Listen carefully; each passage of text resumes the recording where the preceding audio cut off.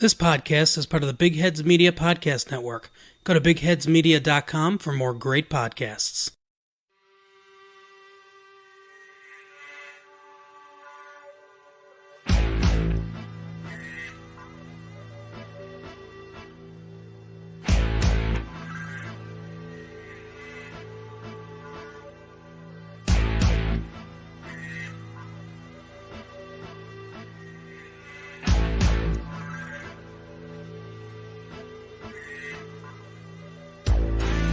Hi there, folks, and welcome to the 1,000-Year Bleach Cast. It's a podcast where we talk about the anime program Bleach. The multimedia franchise. Yeah, it's not just anime anymore, folks. The multimedia franchise known as Bleach. Yeah, they adapted the anime into this, book that doesn't have any color in it. I don't really get the point. I was talking about the stage productions. Oh, yeah, the theater productions of Bleach. Also, the musical. I believe they're in they're planning on opening a show up in the West End as soon as the virus is over. Yeah. And let's not forget the Bleach Funko Pop merchandise. These voices you're hearing, of course, are my co-host. I am your host, Swanson. With me, as always, my co-hosts and helpful Shinigami, Stairmaster. I have passed on. And with us, as always, is our other co-host and sorrowful spirit of a dead relative, Kyorain. Hello. I really miss my family. They're all alive except for me. Why? Rest easy, Kyorain. Or maybe they're all Unless dead you become a hollow, and then don't. Yeah, don't. Why would I be a spirit if I'm the just stop it. Okay. I see we're touching upon a sore point. Now, you may be asking yourself, listening to this, why? Why? And that's a great question. Stairmaster, why? Well, I was just joking when I suggested this, but apparently you thought I was for real. I decided to push the accelerator to 60 miles per hour. Well, yeah, I mean, we're all not doing much currently thanks to the outbreak, and figured, you're probably in the same boat, so why not give you some bonus content? And what better way to do bonus content than finally talking about something that I tend to avoid except but once a year, anime. Yeah, that thing, and also this thing I keep bringing up on the pod, just to annoy Swanson. Yeah, Bleach. Please, it was either this or Dragon Ball Z, and people have covered that, yeah, so... No, I don't think we were ever considering Dragon Ball Z. We were more likely to do a politics podcast than this. True, and in a way, maybe this will become a politics podcast. If I recall, the Soul Society arc gets pretty classist. But it doesn't really explore the political themes much. I mean, no. They bring them up, and then the editors kind of push them to the wayside. Yeah. But that's a topic for several weeks from now. That's true. This is the first episode. Every week on this until the pandemic is over and we're all back to our normal lives, maybe. Hopefully. We're going to be watching 3 episodes of the program Bleach. No more, no less. No more, no less. Unless there's like a special or something. Oh yeah, there is a special. At least two I could think of. But before we get to that, this first one's probably going to be a bit longer because I want to ask you guys your experiences with the multimedia franchise known as Bleach. All right. Stair, you should start. You're the expert. Well, Stair is I've got to say, just to back up whatever Stair says, that Stair is a trusted source and field for Bleach. All right, so I was 12 and I was up late at night watching Adult Swim. And there's this guy with a big sword and an even bigger guy with a huge axe. And the guy with the big sword just cut the axe in half. And I was like, wow, this is cool. And then I started watching Bleach. Yeah. Mm-hmm. And tell us about your journey. Oh, I immediately pirated it off the internet and got big onto DivX streaming. Rest in peace. Does anyone still use DivX? I don't think so. No, I don't think that's a thing anymore. Yeah, you don't need it anymore because the codecs just come with your computer now. Wow. How technology has come. And I think Kyo got into it because I screamed at him about it a bunch. Because I had no humanity as a 12-year-old. Isn't this how also Kyoran started watching Gurren Lagann? Oh, well, he never made it past episode 4 or something like Yeah, that. I actually watched Bleach completely on my own. Oh. Yeah, for whatever reason, I think it's because it was part of the big 3 or whatever. I had already watched Naruto, and people were saying, "Oh, you got to check out Bleach." I was like, "All right, I'll check out Bleach." And Kyo's like, The big three being Naruto, Bleach, and Shaman King. No.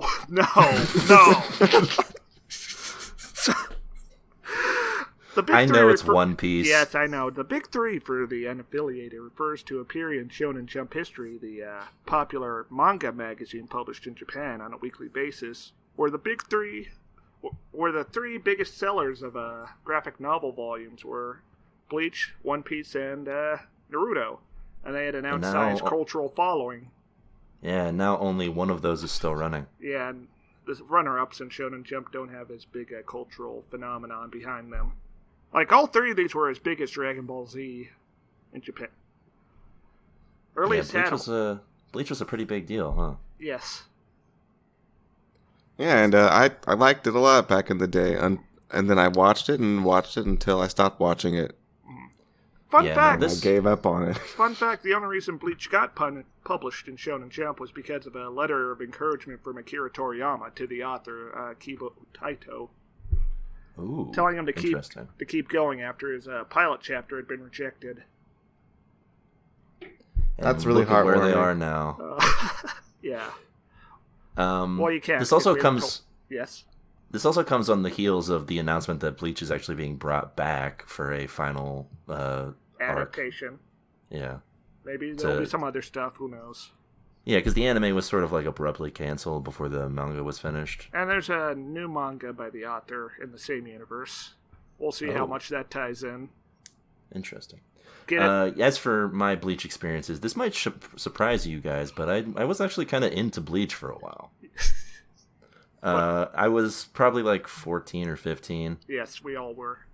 And I remember distinctly turning on... it had been my uncle's wedding, and I was in the hotel room, and I turned on the TV to watch Adult Swim, because my parents were still out, my mom in particular. And Bleach was on, and it was like the first episode of Bleach. Wow! And I watched it, and I was like, this is pretty cool. And then the next episode played, and I was like, I'll watch this too.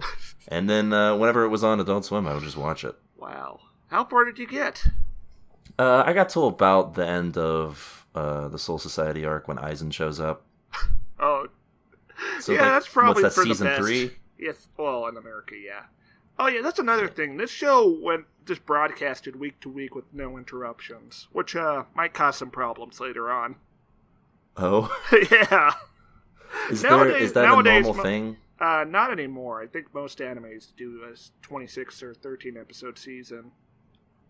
Yeah. Well, some animes still do that. Yeah, but, like One Piece is still going week to week, and Dragon Ball Super still did, famously to its detriment. And it causes problems, invariably. So you're talking about the filler area. Yeah, namely filler, but also drops in production quality. Yes, because even seasonal animes can run into trouble where they have major time crunches on production. But how does JoJo manage to be so perfectly animated? Because they're like 2 years apart, usually. Oh, that's true. And they'll spend months longer in pre-production, from what I can tell, than most animes. Quality over quantity. Also, they have a 20-year-old manga to base everything off of. It's true, but they are catching up slowly but surely. Yeah. Anyway, this is a Bleach podcast, not a JoJo podcast. Do you guys want to hear my fondest memory from that era? Of JoJo? Oh, sure. Relating to the big 3. I was really proud of myself. I discovered that anime intros were all paced like about the same, and you could put the music over the other one and it would fit. Oh no! Well, that's not quite true. They have different time signatures, even the visuals, if you know what I'm talking about. But you could pretty much fit whatever over anything. If it's the same rhythm, I guess. You know. I didn't mean literally every single anime opening, but between Bleach and Naruto, I swapped them out and it matched really well, and I was like, that's pretty fun. Yeah, of the big three, I guess Bleach was the one that I followed the most. I even had the manga up till I think right when they entered the Soul Society. Wow, so. I didn't buy any manga until this year with a Christmas gift card. And never watched Naruto's anime, but I did have a bunch of the manga of that as well, and then I just never got into One Piece. I watched One Piece on Toonami, which had the notorious 4Kids dub, so... Did it? I thought that Toonami only aired the Funimation dub. I'm pretty sure they had the 4Kids dub at first. That's sad. Or whoever had it first on TV had the 4Kids dub. Maybe it wasn't Toonami, but either way, it basically put it on a different tier from Naruto and Bleach here in the West. Yeah, that pretty much kind of sunk it for a decade. Yeah, that's probably why I never watched it. I don't know why I never watched the Naruto one. Probably because I had heard that it was like only tangentially copying the manga at a certain point. So. Oh, because they had a year's worth of anime only, or filler episodes. Yeah. Maybe, it was 2 years. The filler got so bad that it made me give up on it forever. Yeah, that's the it's the stuff I can't get behind. But anyway, I don't think I understood how anime worked though. Yeah, you didn't know why these bad things were happening to you. Yeah, ideology. Our only conception of filler is like the stuff in Dragon Ball Z, which is usually pretty fun. Or just people staring at each other. Well, the filler in Naruto was really bad because they left us on a plot thread about Sasuke. Oh yeah. Where we wanted Sasuke back, and Naruto was obsessed with getting Sasuke back, but there was no way the story was going to continue that thread because it was filler. Okay, so for the viewers at home, Sasuke is this black-haired, moody teen who's Naruto's rival, but also platonic best friend. If they're listening to a Bleach podcast, do you think they don't know what Naruto is? I'm just offering the fig leaf, in a good faith effort. Just in case we have like a boomer listening or something. Yeah. Also, if you're listening to this and haven't listened to the feed before, our normal podcast is TV Tuners, a television podcast. So maybe try that out too if that's your type of thing. If not, this will be around for a little bit. But yeah, it's like they're going on this whole side quest, but we don't care about it because they left us basically on a cliffhanger with an important story arc. Yeah, all right, so does anyone have a theory? Let's hope that never happens here. So does anyone have a theory for why it was Bleach and not those other two? I have one, but I'd like to hear your thoughts. What do you mean? Like why Bleach was the... Yeah, one that caught our interest collectively. Because it's cool as shit? Yes, because it's just a cool punk teen who doesn't respect authority. Yeah, Naruto is like kind of a punk, but also he's a child. He's so a it's child like... cop. Yeah, and I don't know what Luffy's deal was, but I think the animation style didn't catch my eye. The animation style for Bleach is different. Yes. In the sense that, like, it's standard anime, but, like, when you see promotional materials for Bleach, it's all, like, punk and, like, skater punk type of deal. It's like you don't want your parents to hear about this. Yeah, like, Bleach belongs in Hot Topic with, like, alongside Death Note. Yes. And Naruto belongs in, like, FYE. I just want you to know that TV Tuners is a Hot Topic podcast, so if you're a big titty goth girl, hit us up on Twitter at TV Tuners. Yeah, the three of us will combine forces to get Stairmaster this girlfriend. Oh, I mean, right. We're all going to date you. We will combine our Zanpakutos. Anyway, let's waste no more time. Let's get into it, huh? Right. So we get to this first episode here, episode 1. The Day I Became a Shinigami is the translation, I guess. Did you watch the subbed or dubbed? Oh, I watched the subs. Yeah, and the dub it's Soul Reaper, which the author did admit it's kind of a better thing than Shinigami for describing what they are. Yeah, Shinigami always reminds me of Death Note. So. Yes. But this came out before Death Note. 3 years. Yeah, I'm pretty sure the subs, like the original ones, were like fan subs, right? No, they do say Shinigami. No, I'm pretty sure when we first watched the show, like years ago, they were fan subs. They were done by Datebayo subgroups, which no longer exist. And you can guess what else they did if you know anything. Yeah, Naruto. But what I was saying is that back then they translated it as Death God, I think. Which is what Shinigami means. Yeah. Yeah. Yeah, Soul Reaper is probably the better one, which is what the translation is. But Yeah, calling them death gods is pretty misleading because they don't have god tier levels of power. Yeah, there's not one. yet. There's like one god, and he's not even in this anime. Yeah, they don't have god tier levels of power quite yet. Oh, yeah. So yeah, we get introduced to our well. First not off, right away, we get this like shot of this other world. Actually, can we step back? I want to talk about the intro just the briefly. Intro. You should look this is a good intro. Yes, it's hard. I forgot that this was a good one. Like 30 seconds in, you get what the gist of the show is. There's teens. Yeah, they're kind of moody. They're rebellious. They got attitude, and they're fabulously dressed. Like Ichigo, our protagonist, has like 8 separate outfits in this intro. And they're all pretty awesome. They're all fire. And they're well suited to the urban environment. Yeah. Yes. Now, Stairmaster, you've watched the entire program, so out of all of the intros, how does this rank? I have a confession. This is still like the best. Oh, damn. There's this no is definitely getting better? I would argue that this is the best opening. I mean, there's for one Bleach. there's like 1 or 2 that come close, and there's a lot of them that are bops. But there's nothing I'll be that's honest, as iconic as this. I'm glad you said it, because I think this intro is what made me want to watch when I saw Yes, this is all up here those with, years ago. This is up here with like Head Shala and Yuwa Shock. Yeah. Yeah, it's extremely eye catching, ear catching. It's just it also draws a very stark comparison to other animes that were around then and even around now. Yeah, because there's a lot of Yes, and you know what? There's not even that much animation in this. That's how good it is that it fools you. Sort of like the first season of JoJo. Yeah. But then we get to the actual gist of everything, and we get a little bit of Rukia going around doing her thing. But as far as we know right now, she's just a weird lady in a gi. Also, yes, we get this weird poem. Did anyone remember what it said? Oh, no, but I do remember that it was there. We stand in awe of what we do not understand, and we worship what we cannot see.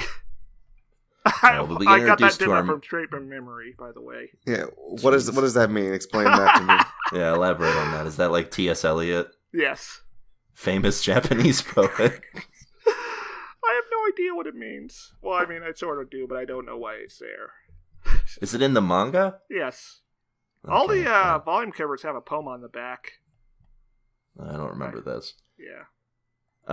So we get introduced to our main character, Bleachigo. That's hence the title. And he's talking with his ghost friend. Oh, well, after he beats up some street toughs. Who look like they're all in their 20s. Yeah. Meanwhile, he's this high schooler with the body of, like, Clint Eastwood. It's like a Jotaro Kujo situation. Yeah, he's doing some, like, Spike Spiegel moves with his feet. Lots of foot stuff in this anime.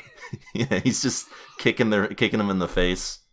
Yeah, and we learn that he can see ghosts, and he cares about them, and he doesn't want their memorial shrines knocked over by street toughs who are skateboarding carelessly.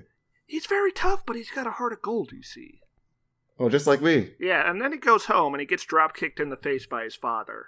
His immature father who is just sort of messing with him. This might be a recurring theme, all the adults in Ichigo's life being untrustworthy or useless.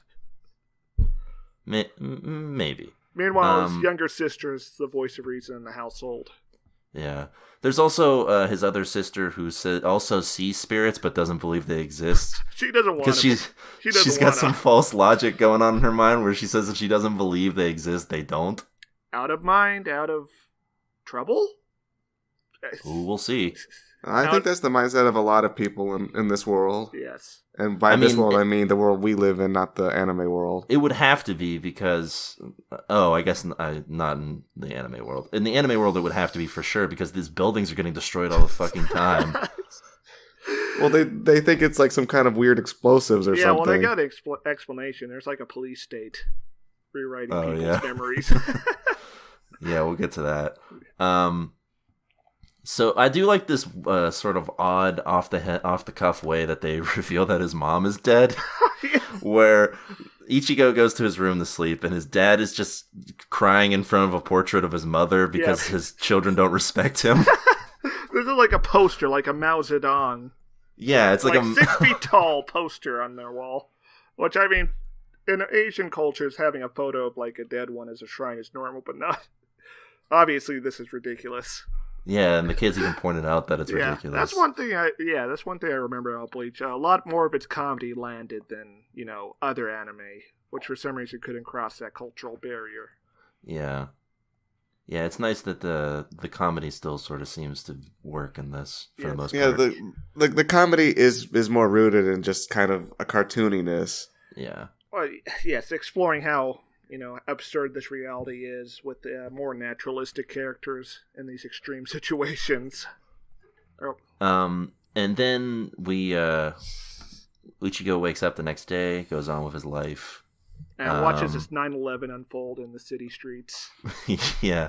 This explosion goes off, and he... the ghost from earlier is being chased by this giant bug monster with a skull mask. Yeah, I would describe it as a minimally fatal 9/11. Okay, it's like the opening of Die Hard 3.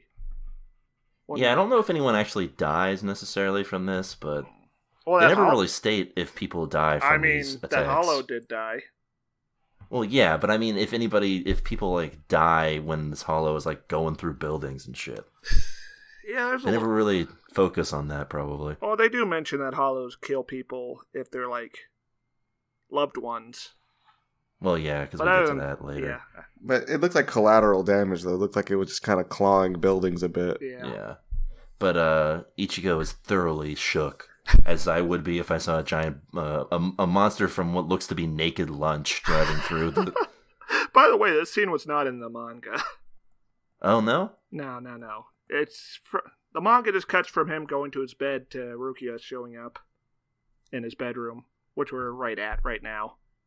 Well, yeah, because he... he goes to his bedroom. It's like, what the hell's going on? No, Rukia shows up. Yes. And stops the monster. Yeah. Yeah, I'm going to be honest here. I would just leave the country if I saw that. What? You think there's not going to be ghost monsters in other countries? I don't know if it's a ghost monster or not. Well, if only you could. It's true. It's just a monster. Yeah, you're right. I don't think Ichigo has the ability to just leave the country, though. Yeah, it's very difficult for teenagers to change nationalities. No, he has the resources and the grit to do it. He has the connections to do it. He just doesn't realize it yet, as we'll be getting into. But yeah, so he gets introduced to Rukia, who doesn't notice him his first time around. Yeah, so Ichigo's response is to kick her in the back because she's... Yeah. Well, no, the first encounter with him, she just walks past him. And he's like, whatever. I'm jumping ahead. Yeah, and then the next day, she follows him, or that night, she goes into his room. Because of powerful souls nearby. Yeah. Even with him shouting at her, she does not register that she's being spoken to. Yeah, I'm curious what she thought was happening. I think she's just... Yeah, she just automatically tunes out all humans because dehumanize living people because they until they kick him in the back. Yeah. Yeah, so he kicks her in the back, and she's fun. like, yeah, right in the middle of this monologue. Yeah, she's like, "What? You can see me?" He's like, "Yeah, of course. What? You're a person." She's like, "Nah, I'm a Soul Reaper." He's like, "Whoa, no, you're not." That's kind of ridiculous. I'm gonna need more than that. So she binds him.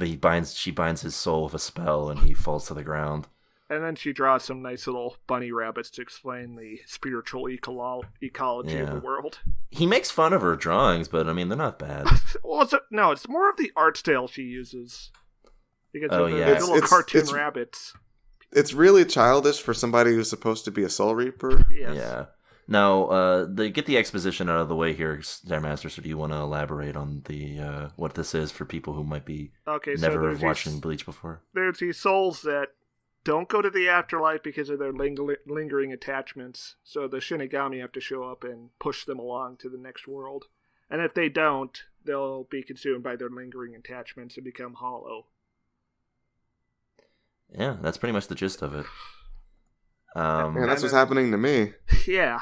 Oh, there's this hole forming in Kyo's chest, and his spirit is collapsing upon itself. Wait, Kyo, the chain of fate has been broken? Yeah, it's devouring itself right now. That's not cool. Oh, no. Well, we I'm gotta angry finish with this you guys. podcast before it completely consumes itself. So yeah, eventually the Hollow shows up. Yeah, Rukia can't sense it, but Ichigo is like very aware of it. Yeah, and it attacks parts of his family, which also isn't cool. And Ichigo breaks the spell and decides to go at it with a folding chair. yeah, he goes full. Yeah, my God, he's got the chair. Ichigo broke the seal. Yeah, he breaks out of this magic spell with raw willpower. Yeah, He reveals that despite being a human being, he's got a lot of power, man. Yes. He's like a strong dude. He walks around strutting his stuff. He's tough. Yeah. but it turns out Bleachigo isn't very strategic. He's not very. Yeah. He So immediately he gets felled in one blow. Yeah, but luckily Rukia unleashes her Zanpakuto. I don't think they say. Do they say the word Zanpakuto in these 3 episodes? She I don't says think it. they- Yeah, Oh, she does? yeah. That's why I have Zanpakuto in all caps in my notes because she says it. I think at least once. Yeah. But yeah, she unleashes her sword on the beast, but still gets pretty thrashed. Yeah, and then Ichigo decides to kill himself to resolve all of this. Yeah, like I said, not Rukia very takes strategic. Rukia takes the blow. He's a moody teenager. Everyone wants to kill themselves at that age. True. And mainly it's because his sisters were in trouble Yes. and the demon was after him. So Ichigo tries to sacrifice himself by feeding himself to the Hollow, but Rukia takes the blow and tells him he's a fucking idiot. The Hollow is named Fishbone D. Yeah, I was gonna reveal that. Oh, okay. I never only said. remember that. Yeah, I don't think any of the Hollow names are said, are they? So not in these it 3 is- episodes anyway. Not in these 3 episodes. So is that a translated name, or is that just what the name That is is what in the name Japanese? is. That is a Japanese ass name, Fishbone. I wonder what happened to Fishbone A through C. Fishbone D ate them. Oh yeah, that makes sense. That's how he got so big. Yeah, that tracks. Anyways, Fishbone D is like this. Doesn't really look like a fish. I guess No. it's more like this bipedal guy. It makes more sense to me now, though, why Ichigo calls him Fish Face before he kills him. Because I just thought he was bad at insults. No, he just somehow knew his name. No, I think he just has a fish mask. That sort of looks fishy. I mean, he is. This is a fishy Hollow for sure. We'll let the audience decide. I'll post Yeah. a picture of him to Twitter tomorrow. So yeah, the Rukia gets thoroughly thrashed and decides that the only way this is gonna work is if Ichigo takes her power. Because she was only planning on. Because you can't move at this point. Yeah, because Ichigo was going to sacrifice himself, but Rukia jumps in front and takes the brunt of the damage and gets pretty injured. She gets jaked up thoroughly. And so Ichigo takes her Zanpakuto. Oh, she stabs him with it. Yeah, and he takes And all kills of her him, power. and the show's over. Yeah, he's dead. Oh, wait, no. Instead, he takes all of her power instead of just part of it and becomes a Soul Reaper. Sort of. Yeah, and this cool song starts playing, and he has a big-ass sword. It's what This you song wanna is see. cool, but I didn't need the lyrics. This song was good before the lyrics started kicking in. Now you feel like number one. Yeah, it felt like I was Swanson- playing like Sonic R or something. Swanson, that is Ichigo's theme song. Yes, he's the number one. That's why his name is Ichi. Does this play every time that Ichigo's like? It like, might. fights? It might. Listen, Swanson, you gotta bust out number one for the big moments. Yeah. Yeah, Ichigo. So he effortlessly kills soundly- its hollow. And Yeah, Rukia's like, soundly well, kills this hollow. And Ruki is like, shit, I got that thing got thrashed. Such power. Yes, exactly. And that's where the episode ends. He's got big dick energy. It turns out, well, yeah, because she literally says that that's the biggest Zanpakuto she's ever seen. Yeah. Which also, what we find out later, like in the next season, is that that's patently false. Oh, no, it's the biggest unreleased, but we'll get to that several weeks from now. Oh yeah, it's the biggest uncut Zanpakuto that she's ever seen. No. Yeah, so then we get the ending theme, which is not as good. Nobody knows who I really Now, where does am. this... I don't really like this. It's okay, I guess. Where does this one rank in terms of ending themes? It's not as good as Happy People, I guess, which is the only one I remember right now. Yeah, they're not generally very memorable. I feel like ending themes in general in anime outside That's of hard. like Roundabout don't really... It's hard to make them. Yeah. Mostly anime EDs got anime endings have to make you feel sleepy, like the Cheers credit music. It's true, yeah, because that's what I remember Because most the from episode's like, over. yeah, from like animes on Adult Swim. Well, once in a while, the ending will get you hyped for the next episode, though. Yeah, if you have Hunter x Hunter, they'll go into like Japanese power metal. Oh, wow, Yeah. all right. Unfortunately, the technology was just not there in 2004, so they couldn't do that for Bleach. It's true. Then yeah, we get a preview. We get a like, stay tuned for next time. These things are weird. I'm not a fan of these. Oh, we could skip them. I mean, yeah, I get that why they're there, but like, They like to be wacky skits for the next episode previews, but you don't even get those if you're watching them on America broadcast. no, I don't think so. Yeah. Oh, did you have the sponsorship message at the start of the episode?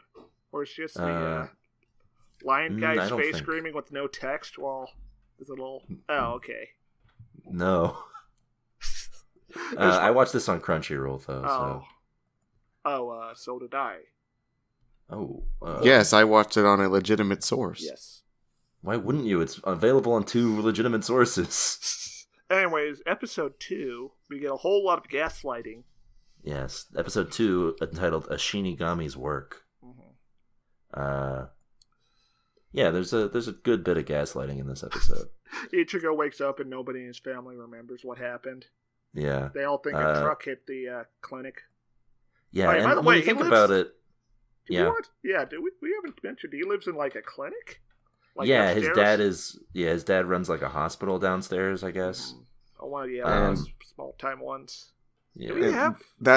That's Ichigo's theory for why he can see ghosts, is because he's witnessed so many people die at the clinic. yeah, which is pretty wild. Also, it's completely wrong, but... Yeah. So when you think about it, though, a hollow is sort of like a truck. So I guess it's a certain way. It makes a certain sense. Anyway, we get him going to class where we're introduced to Orihime and her gay-coded friend. But yeah, I was gonna go back a second to him being wrong about that. Oh yeah. I think that's just more interesting story-wise, if that was just why. Yeah, probably.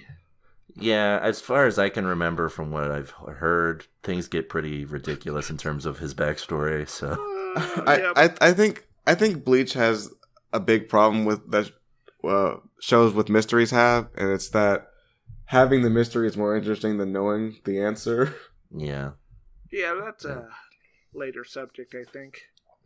Yeah, for now we don't. The mysteries are Yeah, it's the abound. springtime of youth. We're immortal. Yeah. Well, yeah, I was gonna say though that throughout these episodes, the air of mysteriousness actually is pretty enticing in this show. Yeah, Because there's so much we don't know. I think that also might have been part of what attracted 15-year-old me to this, outside of everything else. So yeah, we get introduced to people who will start being some of the main characters. Not Orihime's friend, but Tessie. Orihime. Yeah, that's her she's like clearly gay-coded friend. Yeah, she's like the best. It's unfortunately she's not going to get any screen time. Yeah, I think she even makes a reference to Ichigo stealing all of the women. Oh yeah, it's in episode 3. Yeah, because Orihime mentioned something about seeing Rukia and Ichigo together, and her being like, "Wow, he works fast." I think she's just most jealous. importantly, though, my boy Chad's here. They make a joke about Ichigo being surprised how tall he is. Yeah, But that doesn't make any sense. Is Chad supposed to be like the guy from One Flew Over the Cuckoo's Nest? Like, What? it's just a tall dude who's Yeah, just he's like 6'5" or 6'3". I mean, I get Chad is tall, but like, is this in these couple of episodes? He's supposed to be like the silent guy who never talks, and everyone's surprised when he does. Yeah, he's just I'm pretty sure Chad is like a ghost, and the Shinigamis make everybody forget about him. What? Expand on that. Yeah, please. Well, because they forgot he was there. They're like, "Oh yeah, it's Chad. Yeah, I think he's Ichigo's so tall." more shocked that when he's sitting and Chad's standing, his head is at dick height. Yeah, I would be shocked about that too, because Chad is hung. Well, yeah, Chad's there. He offers to help Ichigo fix his house. Ichigo's like, "Nah, man, I'm You good." could probably do it in one single day. Yeah. Also, Chad is Mexican, but that's not really. Yeah, he also has great fashion. He has beautiful hair. Yeah, he's beautiful a hair great and guy. fantastic fashion. What do you mean? Every outfit that Chad seems to wear in the show, from what I remember, is pretty great. Yeah, but all we see him in this week is the school uniform, so that doesn't count. Yeah, true. Anyways, But, Rukia barges in and reveals she's their new student, classmate, Yeah. person. Are we going to agree though that from the first 3 episodes we can establish that Chad is the best character in the series? Oh yeah, based off of this one scene where he shows up, Chad is in fact the best character in the show. Yeah. Yeah. Like if you were to do a popularity poll on the 3 of us right now, Chad would be the best character. Yes. Followed by Redacted and Redacted. But yeah, Chad is he's a good guy. So yeah, we get Rukia shows up, and folks, we have ourselves a premise. They're high schoolers, but also they fight ghosts. Yeah, and that right there is a pretty good premise. But also, there's a fun gag. I'm glad they stick with that premise throughout the whole series. Yep, the show never changes at all. Also, there's a fun gag where Rukia introduces herself and holds out her hand, and on it is written, "Make a scene and I'll kill you." Yeah, that's good. So then Rukia informs that she can't get her powers back because he stole all of them, and she's also injured still. What was that? She put her soul back, well, not back it, but into like a makeshift body that people can see. Yeah, and this is entirely 100% what's going on. Yep, 100%. Nothing. We'll never learn anything else about this. All right. And Ichigo must pose as her substitute until her powers can recover. Ichigo's like, fuck this. I'm not getting paid. Yeah, Ichigo says, and I quote, "Fuck you, I won't do what you tell me." Those who work forces often burn crosses. Yeah. It's a quote about the commander of the Shinigami. Listen, he didn't sign up for this. Yeah, this was he just wanted to die, and now he's got to do all this. That's not fair. So Rukia is like, all right, well, fuck you then, and puts on some sort of like soul glove. Yeah, that's a bit of a BDSM thing going on here with her punching him in the face a lot.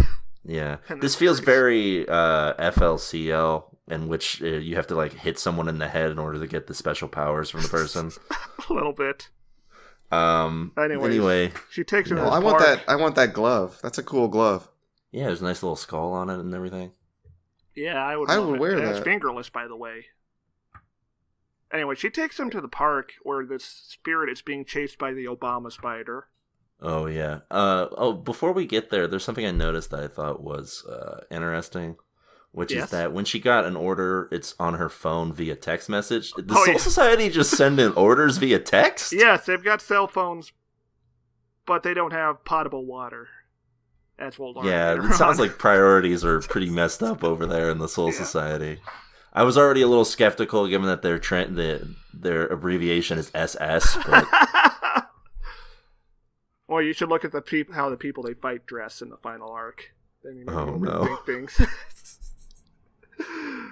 So yeah, they find they fight the Obama spider. Yes, known as Hexapodus. Oh, according to the source books. Rukia is like, no, don't even think about helping that kid. You said you were going to help these people. You gotta be non-biased. You gotta respect both sides. Yeah, she says and like that makes sense when she explains it later. But the way she's explaining it now, Ichigo's just like, the fuck, no. And Rukia's eating from the trash can of ideology, and has yet to learn to think for herself outside of the confines that Soul Society has set upon her. Well, also, she conveniently leaves out that hollows are also people.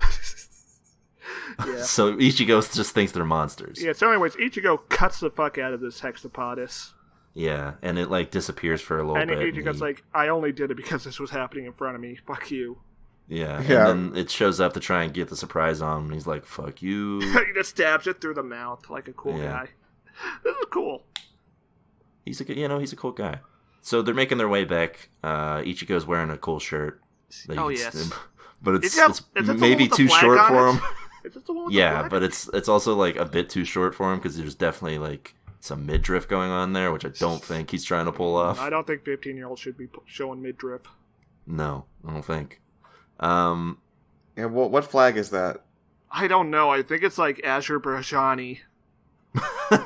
His heritage. Oh, that's why he's got red hair? Because he's from East Asia? Or Listen, West Asia? I'm just trying to figure out every outfit Ichigo wears, what his thought process was behind wearing it. Okay, so get this. He's got a white shirt and black pants. Well, but he's also Okay. got a purple undershirt. Which is also hanging midriff. Uh-huh. See, these colors go around nice. You see, the white and the black are obviously contrast, while the purple goes nicely with the blue-red striped flag on the center of his shirt. And Ichigo had this thought process as he purchased this outfit. Everyone in Bleach thinks like this, Kyo. And I mean, we're all gonna look forward to seeing all of the fashion that Ichigo wears because he's definitely not gonna be primarily in the Soul Society outfit. Oh, well, the thing is, he'll constantly get a new one every time he powers up, but we'll get to that. So yeah, they run into Orihime, who is a odd chef. She's buying like leeks and bananas. Oh, yeah. And like, If you've seen the gif of the girl with the spinning leek, that's her. She's the meme lady. yeah, they encounter her just as she's recovering from almost being hit by a car. That happens a lot in this show. In fact, it's going to happen next week. Yeah, and they're just like, the fuck, are you all right? And she's like, oh yeah, no big deal. Oh, worse has happened to me. She doesn't seem to be quite aware that there was a car about to hit her. Yeah, and they notice that there's a Grip sort marks. of a grip mark on her leg, it's a spiritual one at that, and they're like, the fuck, but they don't seem to care. Also, there was a creeper ghost just sort of watching Orihime at some point. Yeah, but then he gets earlier, dragged to hell by by a bunch of hollows and torn and apart. eaten alive. Yeah, they feast on his bones. Yeah, these hollows like are not. that. It turns out these hollows are not good. Also, this scene kind of was put in by the anime and contradicts what we learn about hollows later a little bit. Oh, Yeah, because they don't just eat them; they turn them into a hollow. oh yeah. Yeah, usually hollows just eat people, and then they're gone. Because they're But eaten. presumably they didn't eat all of him and turned him into a hollow I just to mess guess. with Ichigo was the plan. Yeah. So yeah, then Ichigo learns a little bit more about Hollow. Or no, Ichigo and Rukia go their separate ways, and he's like, "Wait, where are you staying?" And she's like, "Are you interested?" He's like, "No." He's like, "Then don't ask." Yeah. And then Ichigo gets home, and her sister tells her that some of her clothing is missing. Yeah, He's like, shut up. Don't care. Get out of my room. yeah. He's and giving make sure to off knock. big brother energy Oh, right he's now. really mad that she came in without knocking. Yeah, he's giving big. Yeah, do you think he was about to jerk? Maybe. With all that And that's why he spiritual was energy. especially concerned when Rukia showed up because he was like, I was just about to jerk it. Oh my god. Can you imagine if she... Oh, there's probably some comics. Yeah, indulgence about that. there's got to be, right? Yeah. Look, Anyways, let's not delve into that cesspool. Anyways, it's revealed that Rukia is sleeping in his closet. Yeah, he's very concerned about that, but his concern so quickly turns somewhere else because this badass looking Hollow shows Yes, up. this fucking Snake Man. I love the Like design out for of this Golko thing. 13. Yeah, this is a pretty kick-ass design. Yeah, this guy's name is Acid Wire. I would give him... Whoa. Did you say acid wire? Yeah. That's a great name for a great looking creature. That's cool because he's a snake monster with a bones mask, and he's got a mullet I've- too. I've got 3 adjectives for this dude. 1, sick. 2, radical. 3, kill. Yeah, and he tries to do one of those. An attempt was made. Yeah. So him and Ichigo are battling it out. Ichigo's just like swinging his sword around with no care.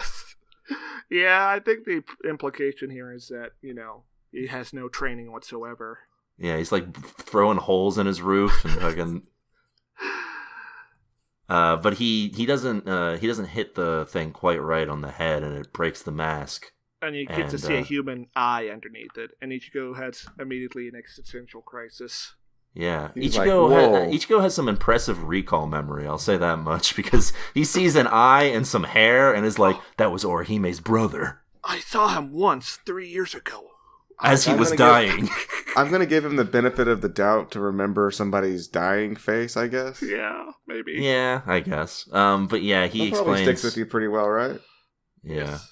Technically, he explains this before, but we can talk about it now. He explains that Orihime's brother died in their hospital, their clinic, and he didn't realize until much later that Orihime was the lady who was crying over her brother's death. Mm-hmm. But they don't really talk much.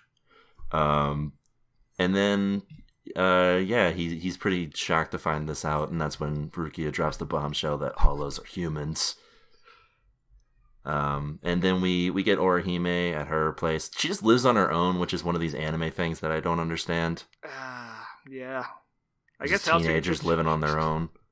Well, in the next episode we found out that her parents abandoned her. In the manga, they ran away because they were abusive. Oh, yeah, the abusive part is in the anime, I take it. No. I guess they didn't want to talk about parents beating their kids on the show. Yeah, I mean, her backstory is pretty tragic enough. I guess we don't need to add abusive parents to the list. Yeah. So yeah, she's with her gay-coded friend, and they're having a good meal. And then... I think she's just bi, since there is some tension with her and Ichigo as well. Oh. Huh. Alright, yeah, sure. Bi-coded friend. Well, I mean, still queer-coded. Yeah. And then her... the monster's, like, showing up. And that's when we... we get a creepy shot of this teddy bear falling over. And a fisheye lens. And then we get to the next episode, and they got a different director, I think, for this episode, because the character designs aren't as sharp this episode. Yeah, but shit gets real in this third episode. So we get to our third and final episode this week, The Older Brother's Wish, The Younger Sister's Wish. Mm-hmm. So yeah, he discovers that the spirit is Orihime's brother that's been purposely sent to try and mess with him, but now it's going to go mess with Orihime. Mm-hmm. Yeah, some big nasty man in a hell world wants to eat Ichigo. Yeah, he wants to make him into a big old snack. But he already is a snack. Yeah, that's the strangest thing. Redacted. Oh yeah, can you say that about an underage child? No, we could talk about how the guy in the bathrobes in the opening is a snack, though. Oh yeah. Redacted. Yeah. Has strong twink energy. So yeah, Rukia is pulling a Yoda here and just sort of hanging out on Ichigo's back. Yeah. So they hang out. Orihime and her friend just get totally wrecked by this creature. You call that hanging out, Swanson? What? They're just hanging out. They were hanging out. And now they're They were hanging out, and then a creature showed up. Hold on, you haven't been hanging out, and an evil, malevolent spirit hasn't shown up? I mean, you are becoming an evil, malevolent spirit, as we've established. Yeah, it hasn't knocked the soul out of your body. Yeah, would you call what we're doing right now hanging out? Yeah, I would say so. I mean, we're not in the same room, but it's hanging out nonetheless. We're sitting in front of the little kotetsu, and we're talking about boys. Yeah. So I guess we are hanging out just like them. Okay. And I have brought you some beef stew. Anyways, the bi-coded friend gets jaked up, and Orihime gets her soul punched out of her body. Yeah, her friend gets fucked up. To the point where, like, I'm surprised at the end of this episode they don't dwell on, like, what her memories are of this, because she got, like, legitimately fucked. Fun fact, the pilot chapter for the manga was another telling of this story, but Orihime dies in that one. Oh. Yeah. Interesting. And also, Rukia giving up all of her power caused her to become like a fairy in terms of size. I mean, briefly during the scene, it's ambiguous whether or not Orihime died because the spirit says that Orihime is dead, but Rukia sort of retcons that a little bit later. Yeah, I don't know what that's. I don't know what these screenwriters are up to when they're adapting this because I don't. I mean, I'm pretty sure it was just for a commercial break. Yeah. To be like, Orihime's dead, and everyone's like, the fuck? But she has big breasts. Yeah, there's no way they would kill off the big breast. That's impossible. It's true. That is the one rule of Bleach. Yeah. So we find out, we get to learn a little bit more about spirits because Orihime has a chain connecting her to her body. Yeah, that's cool. Also, thing. Yeah. I call back to the beginning of this podcast where we were talking about what drew us to this program. Big breast. Oh, Kyo. Yeah. No, when I was that age, I thought Rukia was. Yeah, I think it was because Rukia. I think I'm with Kyo on this one. I think it's because Rukia kept beating up Ichigo. Oh, and yeah, well, I didn't just mean big breast. I mean in general, like there was a lot of female appeal in the show. Yes. I think. Girls actually got to do stuff in Bleach compared to, especially Dragon Ball Z. Oh yeah, Dragon Ball Z is really, really bad with that. Yeah. Yeah, Dragon Ball Z is pretty much a sausage party. Naruto, there's like a couple female ninjas. And One Piece, there's like 2 girls in his crew. So yeah, I guess Bleach has that more market cornered in terms of. Yeah, well, technically JoJo does, but the girls are in the crew, but like most of the time they're not really doing much fighting. I say that, but JoJo's pretty. By the time JoJo becomes woke, everyone's androgynous. Yeah. I think it's like a post-gender. You're just supposed to want to snack on everyone. Yeah, especially by the time we get to season 5. Yes. Anyway, so yeah, Ichigo makes the save before he can. Before she becomes a snack. Yeah. Literally. And they battle a little bit. This demon beats the shit out of Ichigo. Yeah, the brother's kind of going full Akira, losing his mind at this point. Yeah, and I'll be honest, I sort of lost track of the battle because it seems to go back and forth a bit too much. It's not really about the actual fighting this episode. This is more about the relationship. But yeah, it does a little too much of like, Ichigo's good. Oh, Ichigo got kicked in the ass. Oh, Ichigo's good. It goes back and forth like one too many times. Before the commercial break and immediately wakes back up after the commercial break. Yeah. They also do this really excessive cut where Ichigo is hesitating to attack him. Yes.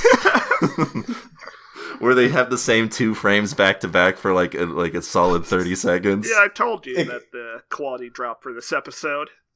It got to the point where you would think it's like a parody edit of it.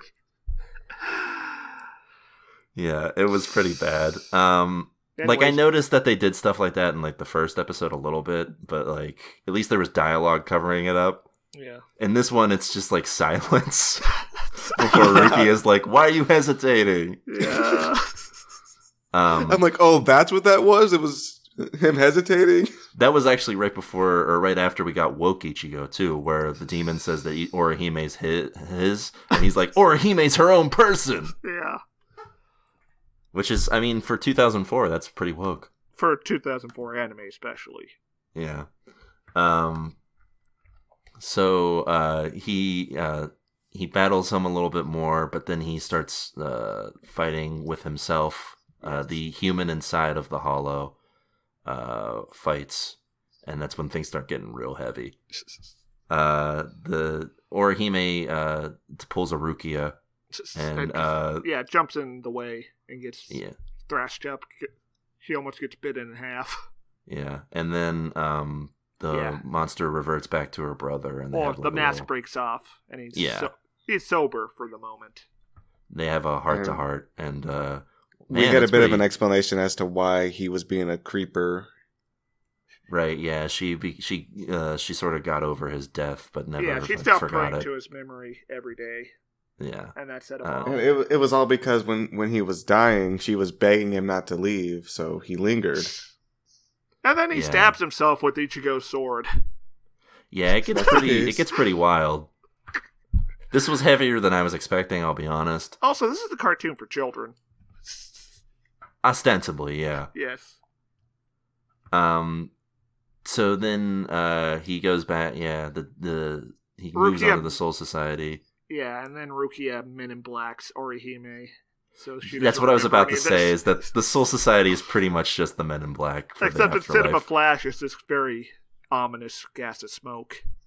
But also it messes with how people would remember things. So Orihime remembers it in the weirdest way possible. Oh yeah, they don't control what the memories are, unlike Men in Black. Yeah, she believes that a sumo wrestler barged into her house, and there's a Yakuza with a machine gun. But they don't linger on what her friend believes because I really want to know how that tracks. She probably and how the conversation went later when they don't agree. Yeah. I assume her story involves like an Olympic judo champion beating them all up. Or something like that. Yeah. So she's into competitive martial arts, as we learn later. But yeah, Ichigo mentions that he's not at the point yet where he's like a total hero, but he's not a total slime. That's the actual translation, which I like. He's not willing to just watch people die, so I guess he guesses he'll play along for now. And they do the handshake from Predator. Yes, and there you go. That's what we got so far. He's a substitute Shinigami now. Yeah, and it's we have a nice little sort of arc within the first 3 episodes we watched here. All right, well, would you tune in or tune out for these 3 episodes? Oh, that's a tune in. Yeah, that's an easy tune in right there. Yeah, there was some dumb anime stuff with the fighting choreography in the 3rd episode, but yeah, it's a good trip. Yeah, this is like Kyo mentioned, the mystery, like, there's enough mystery and intrigue going on that it would entice you, regardless of how they handle it later. Mm-hmm. It handles world building better than Fire Force did with its economy of narrative. Yeah, and they did a good job establishing the villain, quote unquote, of just the general threat of hollows. Yeah, it's cool. They showed it's not really. They showed how tragic they actually are. Yeah, it's like a man versus self sort of thing. Yeah. And they've even hinted at there being like a big old hollow boy who's after Ichigo. So. Yeah, that scene is also not in the manga. They just made that up wholesale. I think it works better that you have an established like threat. Yeah, I guess. But it's weird because they cut out a scene, which makes them even more of an established threat later on. We'll talk about that. What did they cut? Oh, I can't. We can get to it later. Yeah, the viewers would not understand if I told you now. Yeah.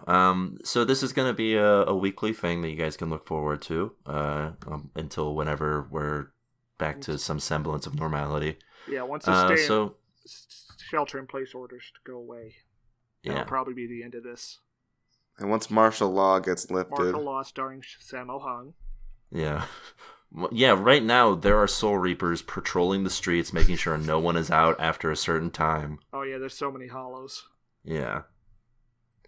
So many. No one has been resting. They all get combined into one big giant hollow.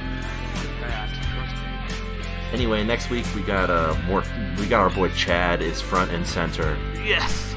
And we're gonna get into that and Chad is a serious dude. You do not mess around with Chad, except for in later parts of the show where you do mess with him very easily. Shut up. But for now, that's gonna be it for this week's episode of 1000 Year Bleach Podcast. We'll be back next week with more Shinigami. Until then, keep soul reaping. Bye. It's over. How long have you been under the impression that you've been watching Bleach?